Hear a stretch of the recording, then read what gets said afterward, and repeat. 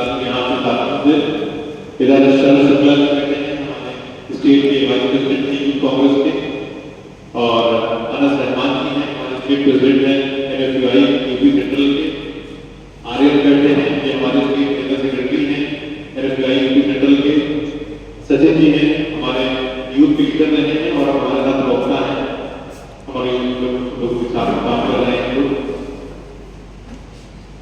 देखिए दो तीन मसले बहुत महत्वपूर्ण है। अभी इंटरनेशनल लेबर ऑर्गेनाइजेशन की रिपोर्ट आई, उसने कहा कि भारत में जो 100 बेरोजगार हैं उसमें से 83 युवा हैं,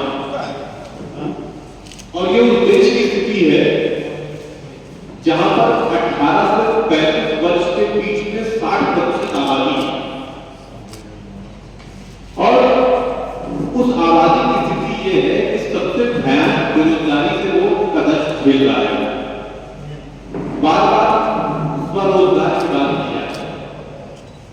इस स्वरोजगार की स्थिति ये है कि मोदी सरकार आंकड़ों पे तो बहुत काम करती नहीं है, तो इसमें सच बात बाहर नहीं आता है। 2013 में एक रिपोर्ट आई थी एम्प्लॉयमेंट एंड एम्प्लॉयमेंट सर्वे, तो ये जो स्वरोजगार का बुलबुला बनाया इन्होंने, उसमें बहुत सारे ऐसे लोग हैं 70% के आसपास, उसमें ऐसे लोग हैं जो पहले ही इस स्टेज पर उसको छोड़ देना चाहते हैं, मतलब कि कोई कमाई नहीं है उससे, वो किसी तरीके से इसलिए गुजर बसर कर रहे हैं क्योंकि उनको ढंग की नौकरी नहीं मिली है, ना उनके पास कोई पूंजी है, ना उनके पास कोई तकनीक है, ना उनके पास कोई सोच है कि हमको स्वरोजगार चलाना है, तो वो इसलिए चला रहे हैं क्योंकि काम नहीं है।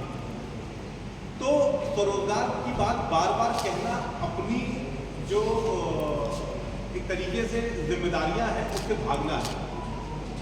सरकारी नौकरियों की स्थिति, अभी हमारे साथी बैठे हैं, तमाम पर्चा लीक पर आप लोग की नजर, लेकिन जो प्राइवेट की बात नहीं करते उसका भी सच ये है कि कोई भी नया निवेश हमारे यहाँ नहीं हो रहा है। जब नया निवेश नहीं हो रहा है तो नए रोजगार सृजित नहीं हो रहा है। इसीलिए जो मैंने कहा ना कि 100 में से 83 युवा बेरोजगार है, तो युवा का मतलब है कि बात के लोग वो नौकरी कर रहे हैं, पहले से नौकरी कर रहे हैं। जब नया निवेश नहीं हो रहा तो नए लोगों को काम नहीं मिल रहा है। तो इस युवा देश की स्थिति ये है कि आपका युवा बेरोजगार है, परेशान है, और एक नया आंकड़ा आ गया है कि जो लेबर फोर्स का पार्टिसिपेशन है वो कम होता जा रहा है। वो कब कम होता है? जब युवा ये मान लेता है कि उसे नौकरी नहीं मिलेगी और वो नौकरी मांगना बंद कर देता है। तो हम एक बहुत भयावह दौर से गुजर रहे हैं। अलग अलग स्टेट्स में क्या स्थिति है, अच्छा भाजपा शासित जो भी स्टेट्स हैं वहाँ सब जगह पर्चा लीक की बहुत भयानक समस्या है।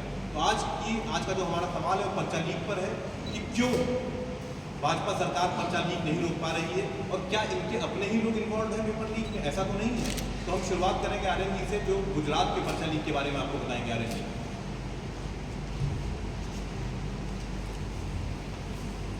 जिस देश का पेपर लीक होता है उसी देश में पर्चा लीक होता है।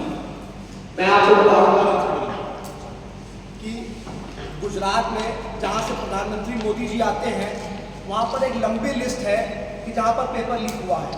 2014 से 2023 तक आपका ध्यान आकर्षित करूँगा कि जो मेरा पर्चा लीक हुआ है पूरा विवरण है उसके साथ मैं आपको बताना चाहूँगा। 2014 से 2014 में सबसे पहला पेपर लीक हुआ जीपीएससी का चीफ ऑफिसर का पेपर लीक होता है।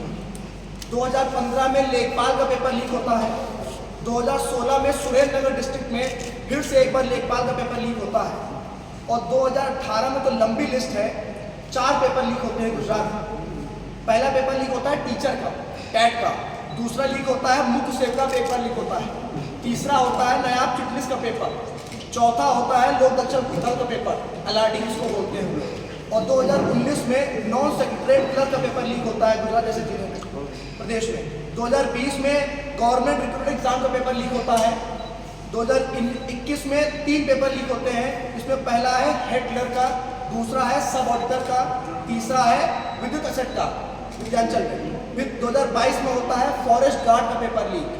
2023 में होता है जूनियर क्लर्क का पेपर लीक। तो आप देख सकते हैं कि लंबी फेहरिस्त है 2014 से 2023 तक। इसमें गुजरात जैसे महत्वपूर्ण प्रदेश में जहाँ से प्रधानमंत्री आते हैं वहाँ के युवाओं के साथ कैसे इन्होंने भविष्य के साथ खिलवाड़ किया है, ये उसका पूरा विवरण है।